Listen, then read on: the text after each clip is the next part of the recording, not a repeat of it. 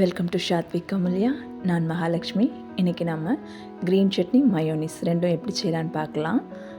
இப்போ first green chutney நிறைய மல்லி இலை எடுத்துக்கலாம். ஒரு 3 பச்சை மிளகாய், 2 பல்லு பூண்டு, கொஞ்சமாக உப்பு, அரை மூடி எலுமிச்சப்பழம், அதோட சாறு சேர்த்து நல்லா மிக்சியில் அடித்து எடுத்துக்கலாம். இப்போ க்ரீன் சட்னி ரெடி ஆச்சு. இதை நம்ம ஒரு 2 நாளைக்கு ஸ்டோர் பண்ணி வச்சு நம்ம தோசைக்கு, சாண்ட்விச்சுக்கு எல்லாத்துக்கும் யூஸ் பண்ணிக்கலாம். அடுத்து மயோனிஸ் எப்படி செய்யலான்னு பார்க்கலாம். ஒரு மிக்ஸி ஜாரில் 4 பல்லு பூண்டு, ஒரு முட்டை சேர்த்துக்கலாம். வெள்ளைக்கருவு மட்டும் சேர்க்கதா இருந்தாலும் சேர்த்துக்கலாம். நான் இன்றைக்கி முழுசாக எடுத்திருக்கேன். ஒரு முட்டை சேர்த்துட்டு அது கூட கொஞ்சமாக உப்பு, கொஞ்சமாக ஜீனி சேர்த்து நல்லா மிக்சியில் விட்டு நல்லா பிளெண்ட் பண்ணிக்கலாம். நல்லா விட்டு பிளெண்ட் பண்ணிவிட்டு இது கூட சேர்க்கிறதுக்காக ஒரு கிண்ண அளவு ரீஃபைண்ட் ஆயில் எடுத்திருக்கேன்.